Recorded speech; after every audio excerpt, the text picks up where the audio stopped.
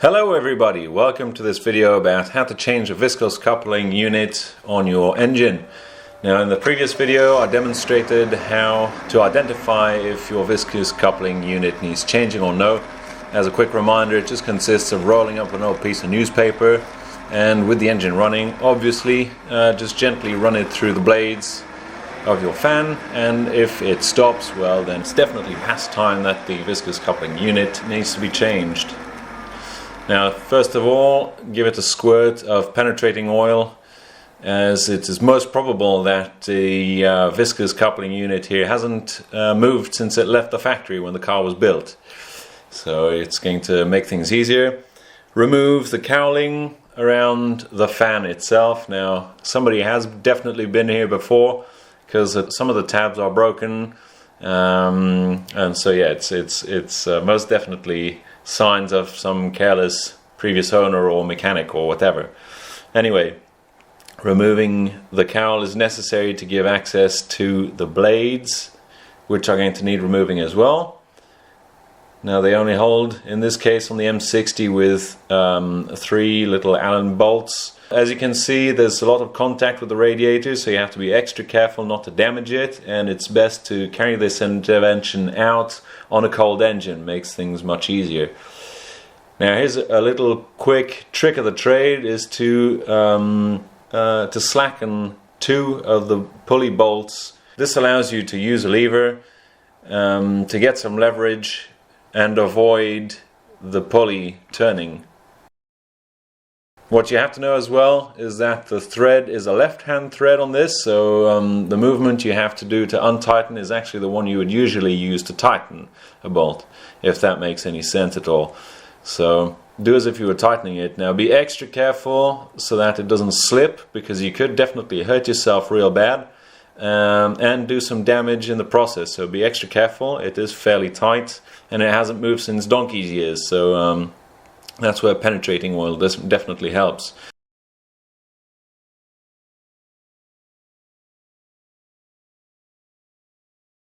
Since some space has been freed up, you can clearly see the V-belts here, which definitely need to be changed.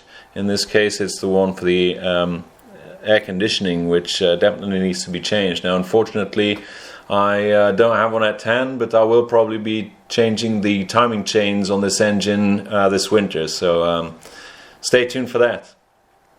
Anyway, from here on, installation is a reversal of removal as usual.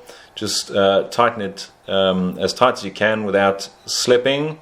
And a good practice is something that you most definitely have noticed that I often do, is to add a little dab of paint, which allows you to tell instantly, just by looking at a part, if it has moved or no. Now there's only one way of refitting the fan blades. You obviously wouldn't want them to be fit the other way around, otherwise they're going to be blowing air out instead of sucking it in. You really can't go wrong.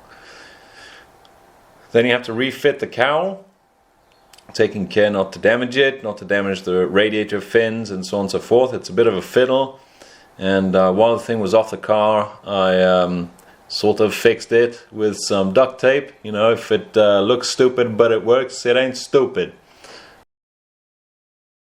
So yeah, I thought I might as well do that. Then just refit the pins, the locating pins, and that's pretty much all there is to it. Now last but not least, you definitely want to check that the fan blade is not fouling against anything. You must check that the cowl is properly set in place, and that's pretty much it. Take the car out for a spin, heat everything up, and yeah, go out for a drive, as it were.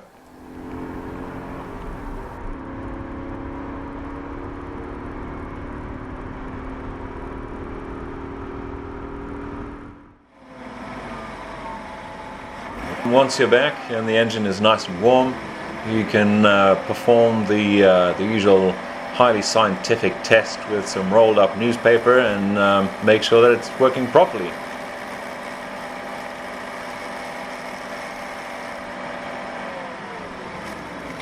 Thank you all so very much for watching. I do appreciate it. Make sure you drop a like, leave a comment, and I will be catching you all in the next video.